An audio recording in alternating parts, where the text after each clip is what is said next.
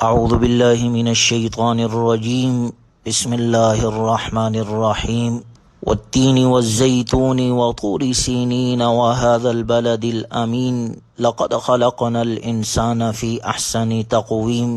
یہ سورہ تین ہے جو 8 آیات پر یہ سورت مبارکہ مشتمل ہے۔ اس سورت مبارکہ کی پہلی آیت میں اللہ تبارک و تعالی کا ارشاد مبارک ہے والتین والزیتون، قسم ہے تین یعنی انجیر کی اور زیتون کی۔ اسی مناسبت سے اس سورت کا نام سورہ تین ہے۔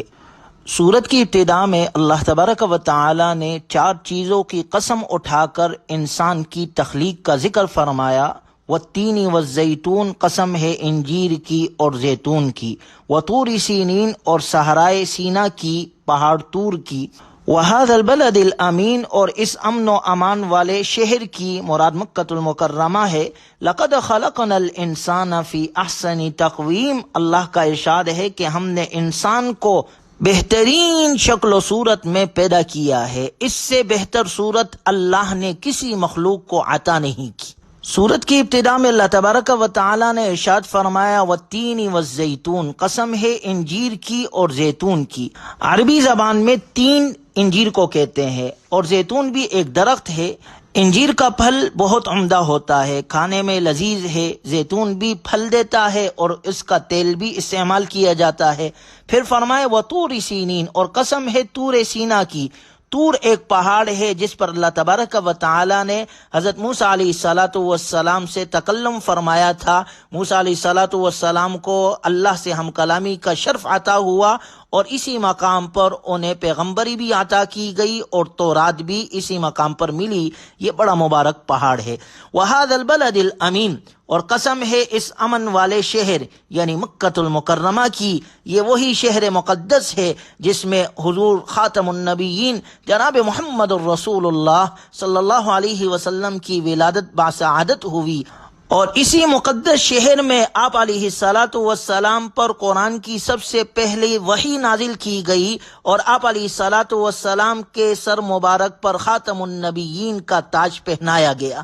اور یہ وہی شہر مقدس ہے جس میں بیت اللہ واقع ہے۔ ان اول بیت وضع للناس للذی ببکۃ مبارکہ، روئے زمین میں سب سے پہلا گھر بیت اللہ وہ مکہ مکرمہ میں اللہ کا گھر بنا ہے، جس کی بنیاد حضرت ابراہیم علیہ السلام اور جس کو آباد کرنے والے حضرت اسماعیل علیہ السلام اور حضرت ہاجرہ ہے، جو اللہ سے یہ دعا کر رہے تھے ربنا تقبل منا انک انت السمیع العلیم، اے ہمارے رب اس تعمیر کو اپنے بارگاہ میں قبول فرما اور اسے شرف قبولیت عطا فرما۔ چنانچہ آج بھی مکۃ المکرمہ کو جو عظمت اور جو مقام حاصل ہے، دنیا میں کسی شہر کو وہ مقام حاصل نہیں ہے۔ شاہ عبد العزیز محدث دہلوی رحمہ اللہ فرماتے ہیں کہ قرآن کریم میں اللہ نے اس سورت میں ابتدا میں ذکر فرمایا والتین والزیتون، انجیر کا اور زیتون کا۔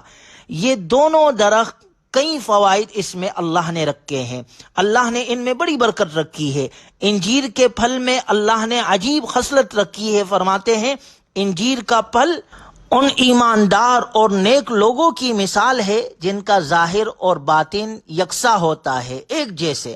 غور کیا جائے تو بیشتر پھلوں کا چھلکا ہوتا ہے، انہیں اتار دیا جاتا ہے، یا گٹلی ہوتی ہے جو اندر سے نکال دی جاتی ہے اور بقیہ حصہ استعمال کیا جاتا ہے۔ مگر انجیر ایک ایسا پھل ہے جو پورا کا پورا غذا بنتا ہے، نہ اس کا چھلکا اتارنا پڑتا ہے نہ اس کی گٹلی علیحدہ کرنی پڑتی ہے۔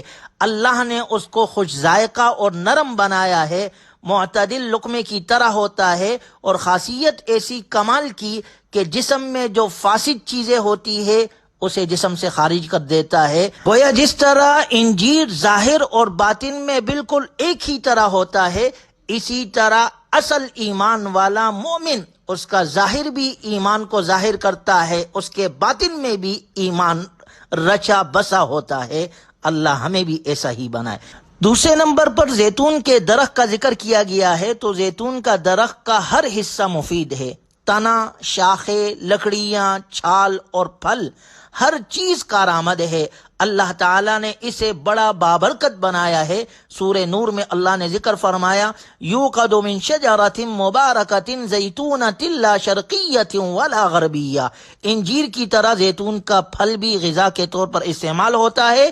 اللہ تعالیٰ نے اس میں بڑی غذائیت رکھی ہے، کھانے سے پیٹ بھر جاتا ہے، یہ دوا کے طور پر بھی استعمال ہوتا ہے۔ اللہ تبارک و تعالیٰ نے اس میں روغن اور تیل کا ایک بڑا ذخیرہ رکھا ہے، ہر سال یہ پھل دیتا ہے، لوگ اس سے تیل نکالتے ہیں جو ساری دنیا میں استعمال ہوتا ہے۔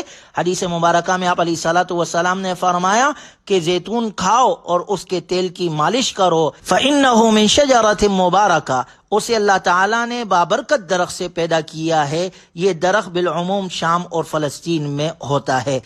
تیسرے نمبر پر کوہ طور کا اللہ تبارک و تعالیٰ نے ذکر فرمایا، جو یہ ایک مبارک پہاڑ ہے جس پر موسیٰ علیہ الصلوۃ والسلام کو اللہ سے ہم کلامی کا شرف عطا ہوا، اللہ نے تورات عطا کی، پیغمبری سے نوازا، اس کا ذکر اللہ نے فرمایا۔ اور چوتھے نمبر پر اللہ تبارک و تعالیٰ نے مکۃ المکرمہ کا ذکر فرمایا کہ ھذا البلد الامین، کہ یہ امن و امان والا شہر، لا اقسم بہذا البلد وانت حل بہذا البلد، جس شہر کی اللہ نے سورہ بلد میں قسمیں کھائی ہے، جس سے مکۃ المکرمہ کی عظمت اور بلندی کا پتہ چلتا ہے کہ اللہ نے اس شہر کو کتنی عظمت عطا کی، جہاں اللہ کا گھر بیت اللہ ہے۔ گویا سورہ 3 کی ابتدا میں اللہ تبارک و تعالی نے انجیر، زیتون، طور سینا اور مکۃ المکرمہ، ان چاروں کی قسمیں اٹھا کر اگلی آیت میں اللہ تعالی نے تخلیق انسانی کا ذکر فرمایا، لقد خلقنا الانسان فی احسن تقویم، تحقیق ہم نے انسان کو بہترین شکل و صورت میں پیدا کیا ہے۔ گویا یہ چاروں چیزیں تخلیق انسانی کی عمدگی پر گواہ ہے۔ مفسرین نے ان آیت کے تحت ایک واقعہ ذکر کیا ہے۔ عیسیٰ بن موسیٰ خلیفہ منصور عباسی کا ایک درباری چاندنی رات میں اپنی بیوی سے گفتگو کر رہا تھا، اور گفتگو کے درمیان اس نے اپنی بیوی سے کہا کہ اگر تو چاند سے زیادہ حسین نہ ہو تو تجھ پر 3 طلاق ہے۔ بات تو اس نے کہہ دی، مگر اس کا نتیجہ دور رس تھا۔ بات خلیفہ کے دربار تک پہنچی کہ ایسا کہنے سے واقعی طلاق ہو گئی یا نہیں۔ علماء سے فتویٰ لیا گیا تو انہوں نے کہا طلاق پڑ گئی، کیونکہ عورت چاند سے حسین نہیں ہو سکتی۔ دربار میں امام ابو حنیفہ رحمہ اللہ کے ایک شاگرد بھی موجود تھے۔ خلیفہ وقت ان کی طرف متوجہ ہوئے اور کہا کہ آپ بھی اپنی رائے دیں۔ انہوں نے کہا بسم اللہ الرحمن الرحیم، والتین والزیتون وطور سینین وہذا البلد الامین، لقد خلقنا الانسان فی احسن تقویم۔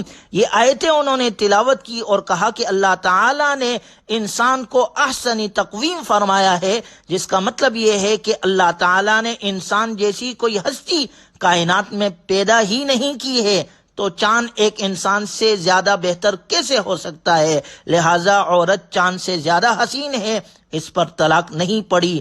یہ سن کر سب لوگ مطمئن ہو گئے کہ حقیقت یہی ہے کہ انسان بہترین مخلوق ہے، مگر اس کے ساتھ شرط یہ ہے کہ وہ اپنے فرائض منصبی فطری امور کے مطابق ادا کرے۔ اللہ تعالیٰ نے قرآن کریم کے ذریعے سے انسان کو 2 بنیادی عقیدے عطا کیے ہیں۔ ایک ایمان باللہ، یعنی اللہ کی وحدانیت کا اقرار کرنا، اس کی صفات کو، اللہ کے رسول اور اللہ کی آسمانی کتابوں پر اور اس کی تقدیر پر ایمان لانا، یہ انسان کے لیے ضروری ہے۔